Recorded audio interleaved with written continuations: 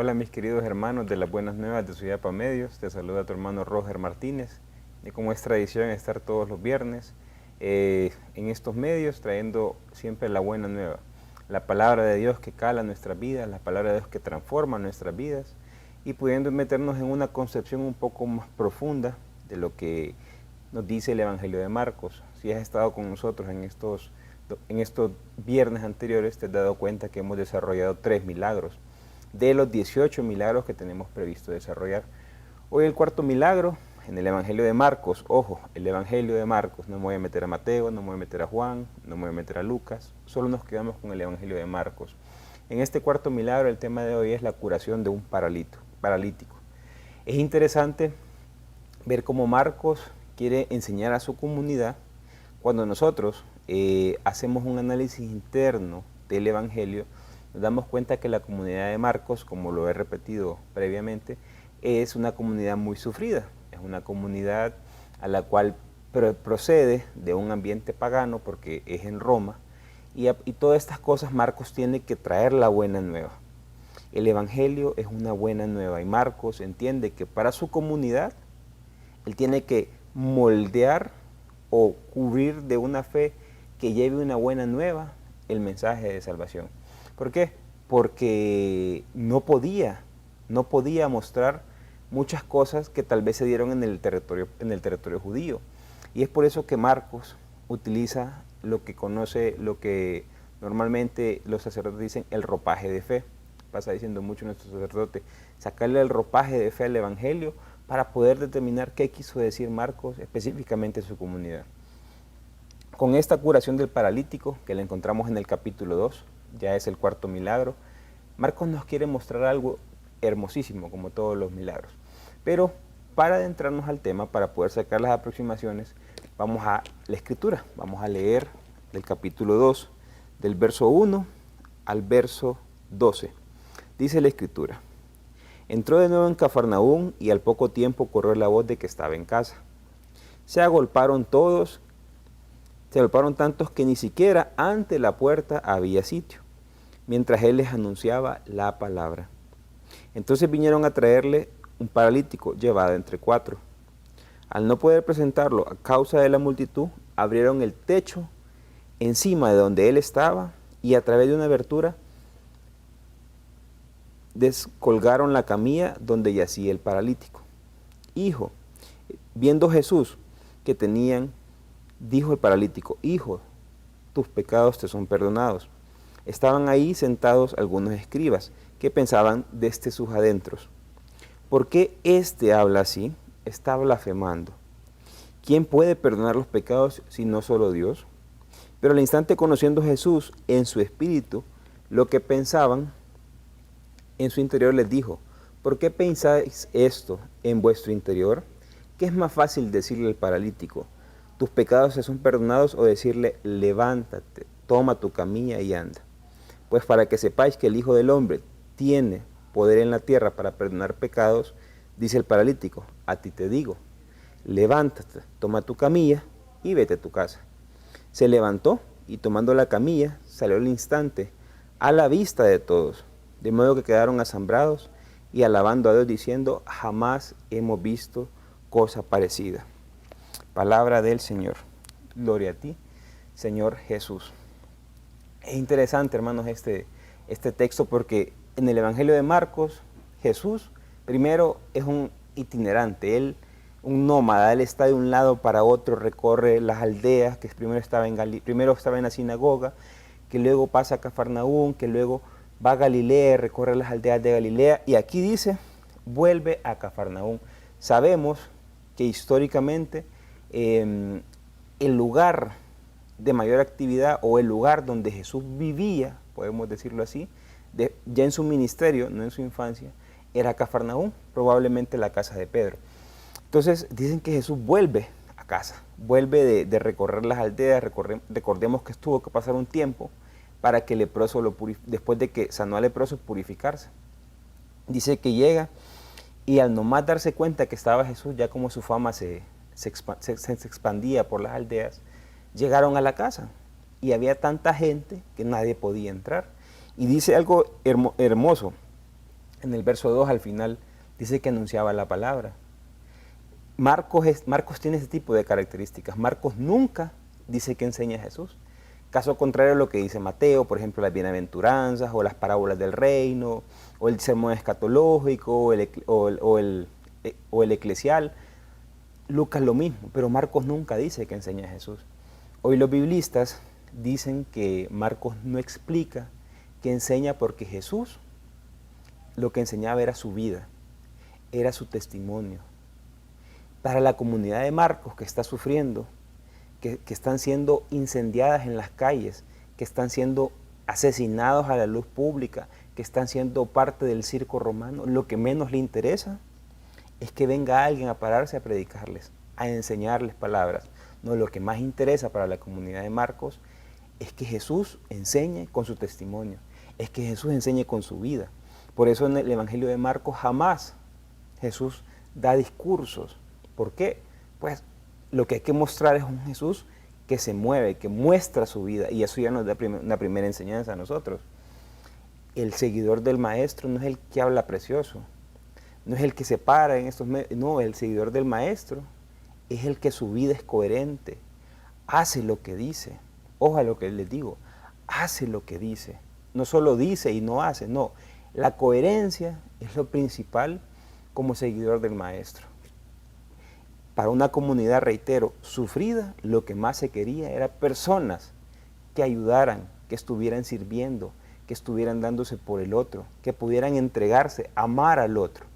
Y es por eso que Marcos nos muestra un Jesús que no habla. ¿Por qué? Porque lo que le interesa es su vida, su actuar, su accionar, porque la vida de Jesús es el testimonio, y así lo va a decir más adelante. Dejen todo por el Evangelio y por mí, va a decir Jesús. El que deje todo por el Evangelio y por mí, ganará muchas cosas. Es así, es en la vida, con el testimonio de vida, con la coherencia de vida, como Marcos nos está mostrando a los que somos discípulos del Señor.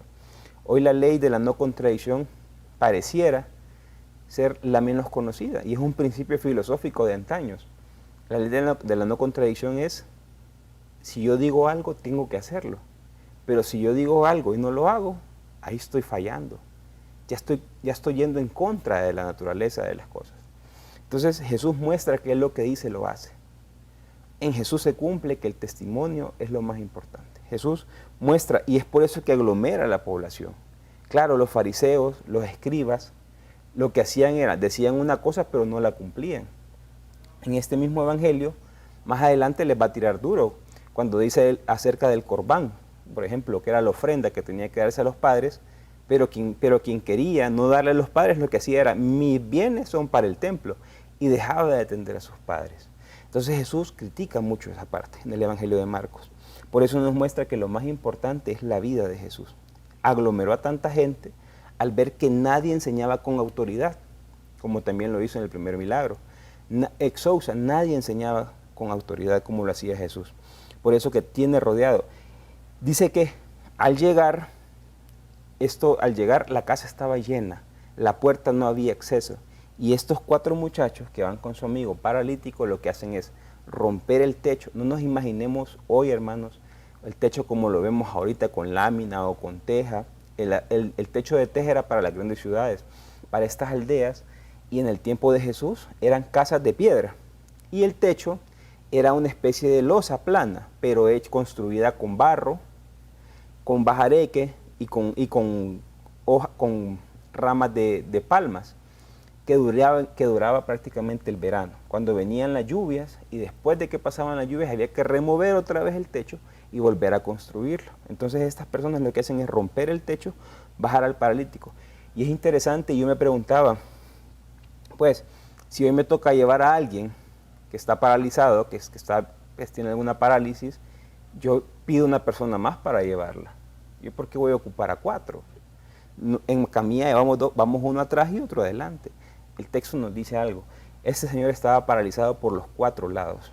O sea, estaba en una parálisis. Sentía algo que no lo dejaba moverse, que no lo dejaba actuar por todo. 4 es un número simbólico en la Biblia. ¿Por qué? Porque significa significa el todo. ¿Por qué? Porque es el norte, el sur, el este y el oeste. O sea, por los 4 lados, por todos lados estaba paralizado este hombre, mostrándonos ya de que este señor que vivía en Cafarnaúm estaba paralizado. Y cuando entendemos, cuando hacemos estas críticas interiores al Evangelio, nos damos cuenta lo que dice después. Miren que Jesús viene y perdona los pecados. ¿Qué significa en el tiempo de Jesús perdonar pecados? O mejor dicho, ¿cuál es el entendimiento del pecado en el tiempo de Jesús? Pablo va a dar la respuesta en la carta a los Romanos. Pablo va a decir, y en Gálatas, Pablo va a decir que el pecado surge gracias a la ley. Porque dirá él, si no hay ley, no hay pecado. La ley es una meretriz, va a decir en la carta a los Gálatas, que lo que enseña es qué es lo correcto y qué es lo incorrecto. Y se va a ir hasta Abraham y va a decir, nuestro padre Abraham fue justo por la fe, porque no ocupó ley. Cuando tenemos ley, la ley es la que nos dice, eso está bien, eso es lo que está mal. Haga más de esto, deje de hacer eso. Y cuando nos vamos al no hacer, nos llenamos de cargas, nos llenamos de culpas, nos llenamos de pecados, porque fallamos. Entonces este hombre, desde la lectura del Evangelio, lo que nos está mostrando es que estaba paralizado por la carga acumulada de pecados. ¿Por qué? Porque Jesús, pues, vamos donde Jesús, este señor iba donde Jesús a que lo curara para caminar. Pero Jesús lo que hace es curarle los pecados. Jesús entiende que la parálisis de él está aquí, en su mente. Hoy muchas personas, ya sea por malas decisiones, ya sea por relaciones tóxicas o deprimentes o difíciles, por pérdida de trabajo, se han paralizado, se han estancado al punto tal de llenarse de enfermedades. Pero ya vamos a adentrarnos en esa parte, porque vamos a meternos a ver cuál es esa parálisis que tenía este hombre. Pero no te vayas, seguimos a continuación.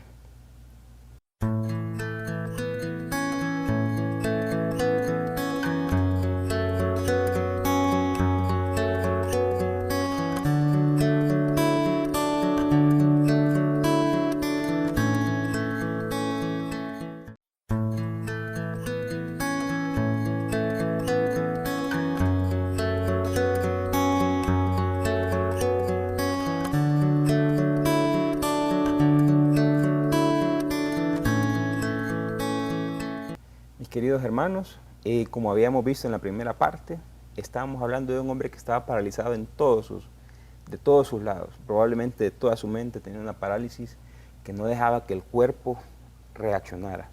Hoy, imagínense estos textos escritos casi 1900 años atrás, y hoy nos damos cuenta que la capacidad que tiene la mente es inigualable.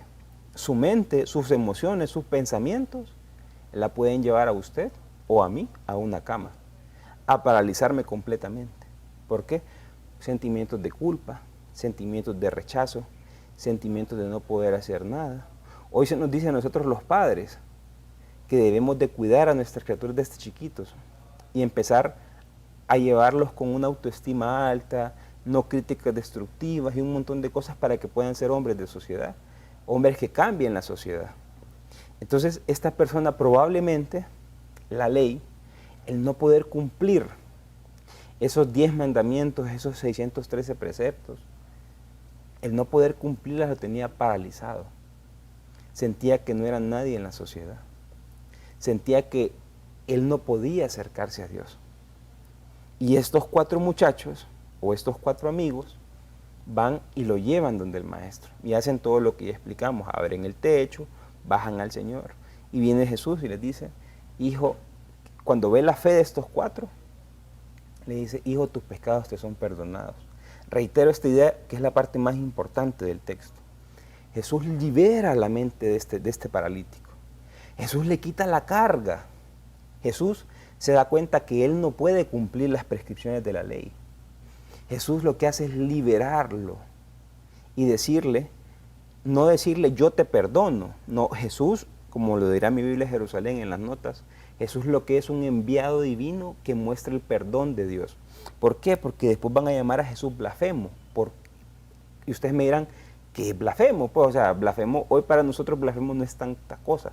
Para en el tiempo de Jesús era el insulto más grande que se le podía hacer a una persona. ¿Por qué? Porque a la única persona que se le decía blasfemo era la que atentaba o hablaba mal de Dios.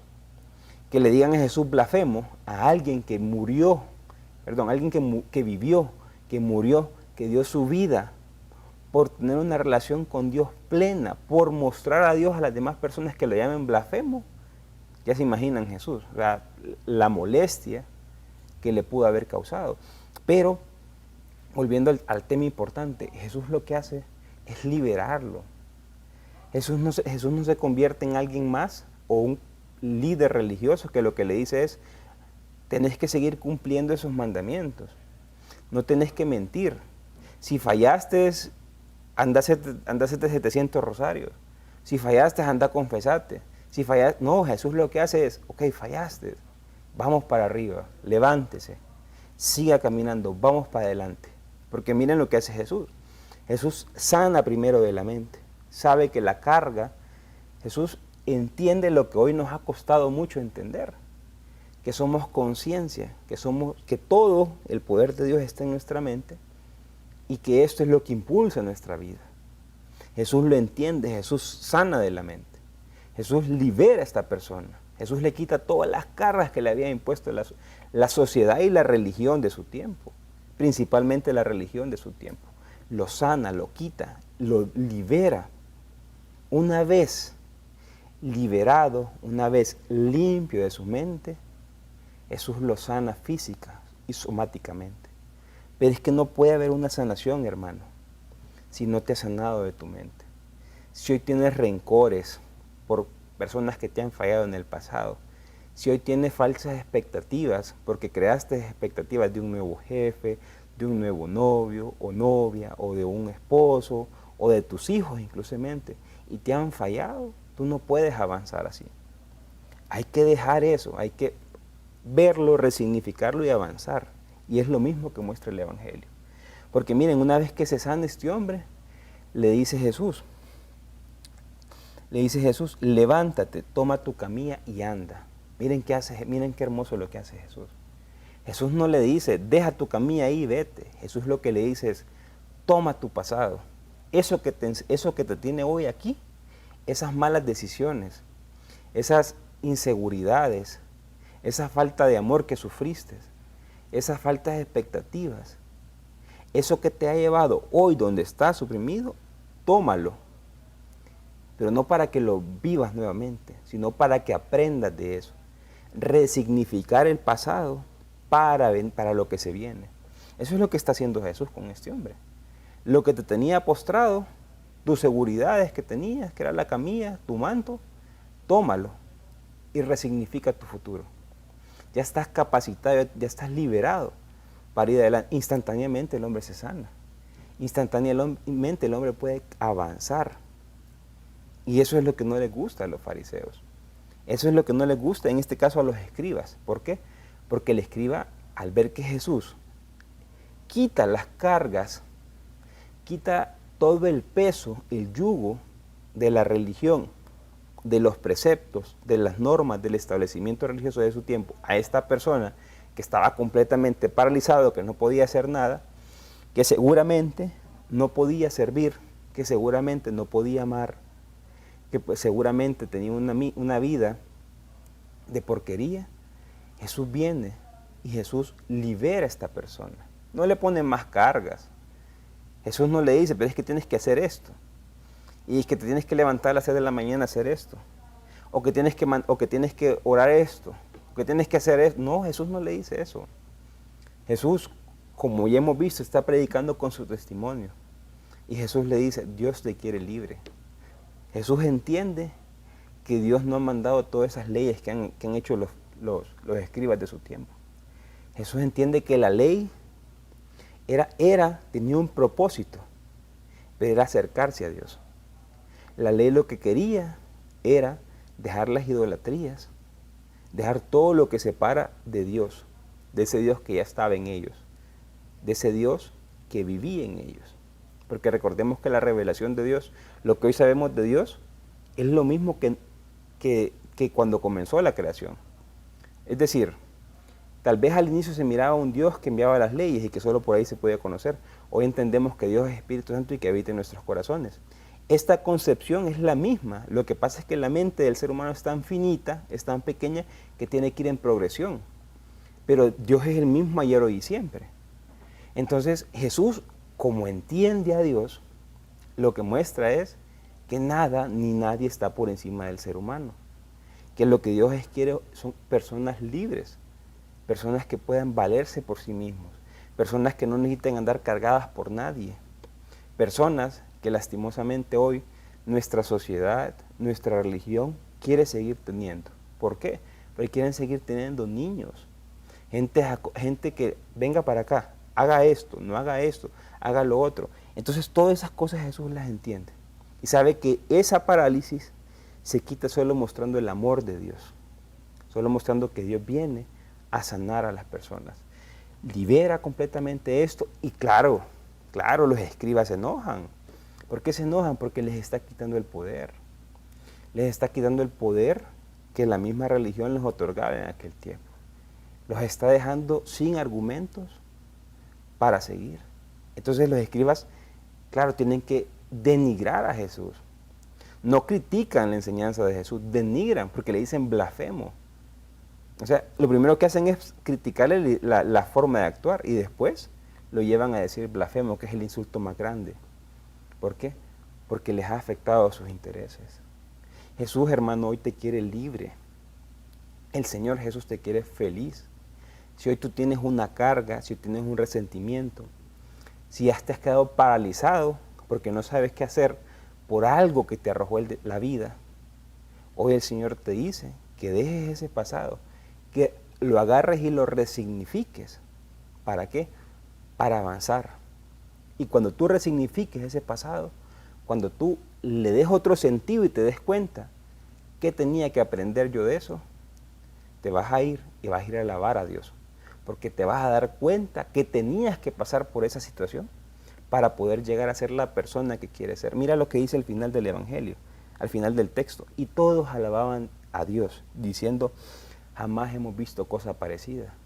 A un pueblo donde la ley lo oprimía, donde la religión lo tenía como cucaracha. Todo era más importante que el ser humano. Incluso un día como el sábado, incluso una hora. Todo era más importante que el ser humano. Viene Jesús a liberar, a restaurar, a sanar y a pedirle al ser humano que Dios lo quiere libre. Para ser libre y feliz hay que resignificar el pasado. No vivir con el pasado. Porque Jesús le pudo haber dicho, o sea, dejar la camilla ahí pues y olvidarte del pasado. No, el pasado son enseñanzas. Que malas decisiones, que situaciones, que crisis nos han enseñado. ¿Para qué? Para que podamos avanzar. Hoy, hermano, si has pasado por una situación frustrante, una situación difícil, tienes un rencor en tu corazón, hoy el Señor te dice que pienses en eso, que saques lo bueno para ti, lo que te va a ayudar a avanzar y que lo demás lo transformes para que puedas llegar a tener la vida que quieres. No se puede avanzar cuando tenemos un miembro paralizado. No se puede avanzar cuando, en este caso, este hombre estaba paralizado de los 4 extremos. Es como que compres un carro y te digan, vamos a sacar un carro en la agencia. Y te dicen, lléveselo gratis. Tienen problemas, nada más. Usted vea cómo lo soluciona. Las 4 llantas están enllavadas o están bloqueadas. Muy bonito puede ser el carro, el mejor carro del mundo. Pero con las parálisis de las 4 llantas no avanza. Y esas parálisis muchas veces son rencores. Muchas veces no vamos a una iglesia porque es que ese sacerdote me cae mal y habla mal de mí y tal vez nunca ha hablado de él. Hay que superar eso, hermano. Hay que dejar de ser la víctima. Hay que avanzar para superar la parálisis. El Señor te quiere libre, el Señor te quiere feliz, el Señor te quiere pleno. Resignificar el pasado para avanzar al futuro es el mensaje de hoy. Gloria al Padre, gloria al Hijo y gloria al Espíritu Santo, como era en un principio, ahora y siempre, por los siglos de los siglos. Amén. Bendiciones, mis hermanos.